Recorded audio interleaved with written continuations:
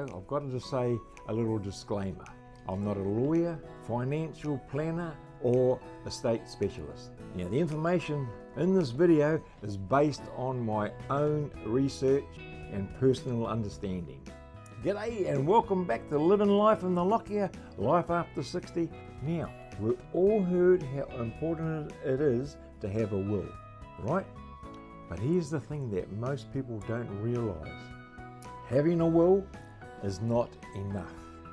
In fact, there are some major gaps that could leave your family stuck in limbo, or even fighting over your estate.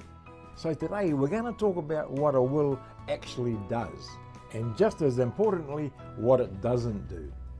Now, I've broken this down into 4 main sections, and we'll be talking about each one. And watch through to the end. I have a legacy planning checklist that you can download for free. So let's start with the basics. A valid will lets you decide who gets your assets when you pass away. It allows you to name guardians for any younger children, minors. It can include your funeral and burial wishes. And also, it helps avoid the mess that happens when you die intestate. That's the legal term for dying without a will. Now, without a will, the state decides how your estate is split up. That means your loved ones could miss out, and the legal fees and delays can mount up real quickly. So yes, having a will is critical, but it's not the full story. Here's the tricky part: what a will doesn't do. Your will doesn't cover everything you own, and there are 3 main areas where people get caught out. Number 1, superannuation. This doesn't automatically follow your will. Unless you've filled out a binding nomination with your super fund, the trustees could decide where your money goes, and they might not follow your wishes. So, a binding nomination offers greater certainty and control over the distribution of your superannuation. It does require a regular review and in some cases renewal, and I'll be talking more in depth about that in the next video. 2, jointly owned assets.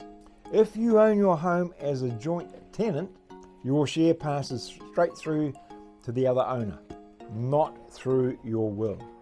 Number 3, trust assets or companies. So if you hold assets through a family trust or company, they fall outside your will too. You need a separate plan for those. Section 3, when a will needs updating. Another issue, outdated wills. If you made your will 10 or 20 years ago, chances are it no longer reflects your life now.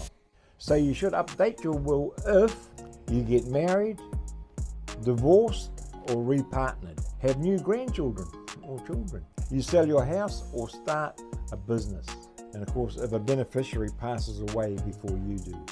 Think of your will like car insurance. You hope you don't need it soon, but you sure want it to be up to date when you do.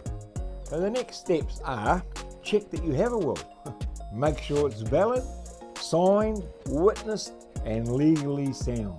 Review it every 3 to 5 years or after major life changes, and make sure it fits into a bigger plan, because in the next video we're going to be talking about your superannuation and why so many people get that wrong. Now, if you found this video helpful, give me a like, and don't forget to subscribe for more easy to follow advice on retirement and estate planning. And if you'd like a free legacy checklist plan to help you get organised, there's a link in the description below. Let's take the stress out of the future for you and your family. Please consult with a qualified legal or professional to get advice tailored for your situation. Thanks for watching, and I'll catch you in the next one.